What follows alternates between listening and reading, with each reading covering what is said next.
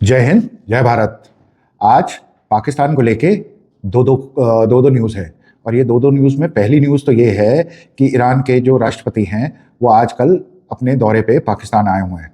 तो पाकिस्तान ने में जो उनके प्रधानमंत्री हैं शहबाज शरीफ, उन्होंने प्रेस कॉन्फ्रेंस में कहा कि ये जो एमओयू साइन हुआ है, जो कि डिजिटली साइन हुआ था, उसके बाद स्विट्जरलैंड में जो वार्ता हुई थी बर्गनस्टॉक में, लेक ल्यूसन समिट में, उसमें उसमें बैलिस्टिक मिसाइल्स पे रोक के लिए कोई प्रावधान नहीं दिया गया था।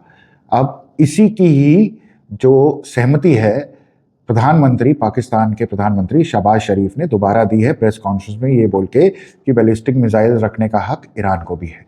जबकि जो पहले डिस्कशन हुई थी उसमें बैलिस्टिक उनके मिसाइल्स पे कंट्रोल लगाने के लिए यूएसए ने एक पॉइंट रखा था।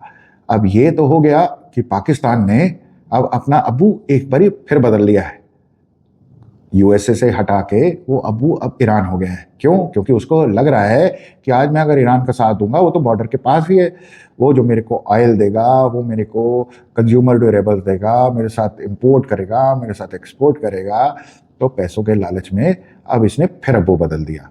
ये तो थी एक न्यूज़।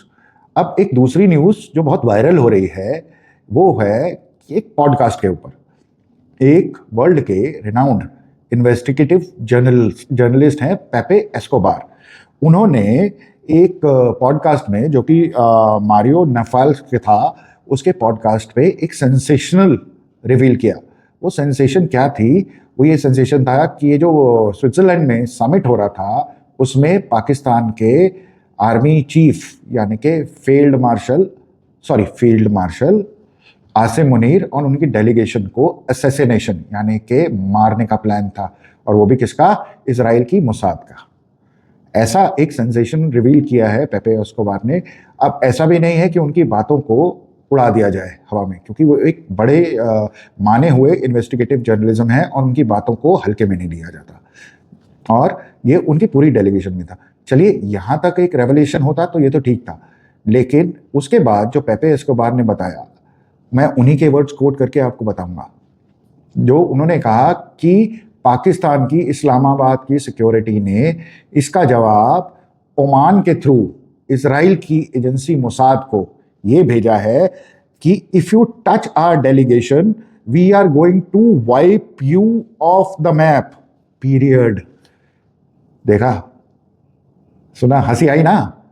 ये वही पाकिस्तान है जो बहुत पहले, जिनके एक रशीद करके एक मिनिस्टर थे, वो भी ऐसी धमकियां देते थे, हमारे पास तो पाव किलो के बम हैं, हमारे पास तो आधा किलो के बम हैं, हमारे पास तो 50-50 ग्राम के भी बम हैं और हम फोड़ देंगे।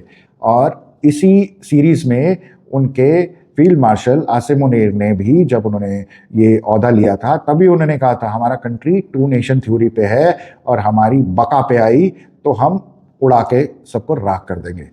एक रीसेंट और एग्जाम्पल है जो कि उनके डिफेंस मिनिस्टर हैं ख्वाजा आसिफ।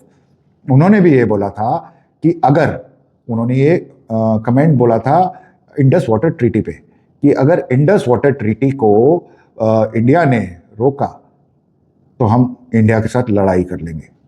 इसके अलावा उनके एक बहुत ही मशहूर नेता है बिलावल भुट्टो, उन्होंने भी ये बोला था कि अगर इंडिया ने हमारा पानी बंद किया तो फिर पानी नहीं बहेगा, खून की नदियां बहेंगी। तो ये इनका जो पुराना है, ये धमकी देने में एक्सपर्ट है। वो कहते हैं ना, जो गरजते हैं वो बरसते नहीं।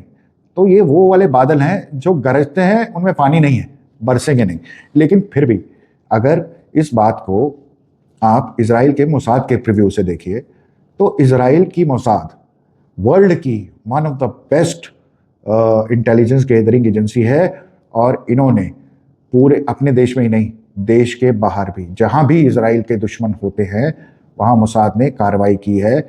और इनकी एक बहुत प्रोमिनेंट कार्रवाई थी जो कि 1972 में म्यूनिख ओलंपिक्स में उनके इजरायली टीम की सारी कंटिजेंट को एक एक करके पीएलओ और ब्लैक सितंबर, पीएलओ मतलब फ़लस्तीन लिबरेशन ऑर्गेनाइजेशन, फ़िलिस्तीन की जो ऑर्गेनाइजेशन थी, और ब्लैक सितंबर ने मिलके एक अटैक किया था जर्मनी में और इनके प्लेयर्स को जान से मार दिया था।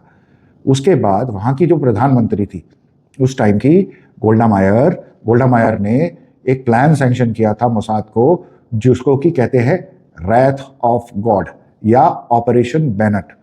अब इस रैथ ऑफ गॉड की झलक हमने अपने भारत में एक रिलीज हुई थी पिक्चर धुरंधर। धुरंधर में जो एक फाइनल चैप्टर है उसमें आप अगर दोबारा से जाए और यादें ताज़ा कीजिए, उसमें रैथ ऑफ गॉड आया था। ये इसी ऑपरेशन की रेफरेंस को यूज किया गया था। और ये जो wrath of God operation Israel की मोसाद ने किया था, तो उन्होंने वर्ल्ड के कोने कोने में जाके जो भी नेता पीएलओ और ब्लैक सितंबर के थे उनको एक एक करके बड़े ही अच्छे तरीके से, कि वो हत्या ना लगे, आत्महत्या लगे, सुसाइड लगे या कोई वाकया लगे, ऐसे प्लान करके किया था। और इस काम के लिए दोस्तों उनको 20 साल लग गए थे।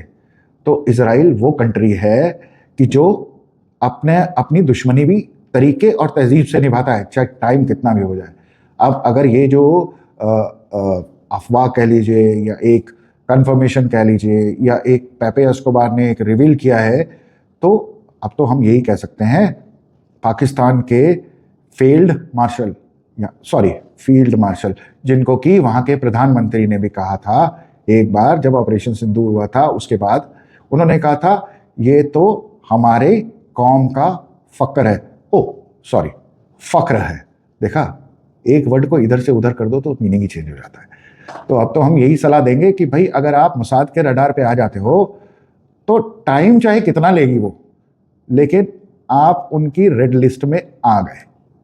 तो जब तक आपको क्रॉस मार्क नहीं करेगी मोसाद चैन से नहीं बैठेगी, क्योंकि मोसाद की ये हिस्ट्री है, उसने जहां जहां भी अपने दुश्मन पाले हैं उन दुश्मनों को नर्क के रास्ते 72 हूरों के पास पहुंचाने के में कोई कमी नहीं छोड़ी है। अब ये तो वक्त ही बताएगा कि क्या ये असल है या नकल है। लेकिन जहां तक हम इजराइल को जानते हैं, इजराइल कभी भी, अगर ये न्यूज़ सच्ची है तो आसिम मुनीर चाहे अभी करंट में सर्व कर रहे हैं, लेकिन कभी ना कभी तो छोड़ेंगे। और खबरों के मुताबिक तो उन्होंने सिटीजनशिप ले ही ली है उनकी फैमिली ने यूएसए में, और यूएसए तो इजराइल का घर है। तो अब आसिम मुनीर साहब, आप तो अपने बंकरों में छुपने की तैयारी कर लीजिए, ठीक है। अब अभी इसके साथ क्या होता है और ये कैसे डेवलप होती है सिचुएशन, ये तो आपको पता लग जाएगा। नहीं तो जैसे पाकिस्तान में अज्ञात वीर कर ही रहे हैं ना अपना काम, तो मोसाद भी अज्ञात वीरों से कम नहीं है। और ये जो पाकिस्तान ने इनको ये थ्रेट ऊपर से वापस भेजी है कि अगर तुमने ऐसा कुछ किया तो हम आपको नक्शे से साफ कर देंगे। तो भाई इजराइल ऐसा कंट्री है, वो देखता नहीं है कि आप क्या करने वाले हो, वो प्रीएम्प्टिव स्ट्राइक करता है। अगर कल को ऐसी दुर्घटना या घटना या सौभाग्य, आप जैसे भी सोचना चाहे आप सोच सकते हैं, हो जाएगा, तो इजराइल नक्शे में तो आप उसको मिटाने जा रहे हैं थ्रेट के लिए। आपने तो थ्रेट दे दी ना, तो इजराइल ऐसा ना हो कि आपको ही नक्शे से गायब कर दे। ठीक है, जय हिंद, जय भारत।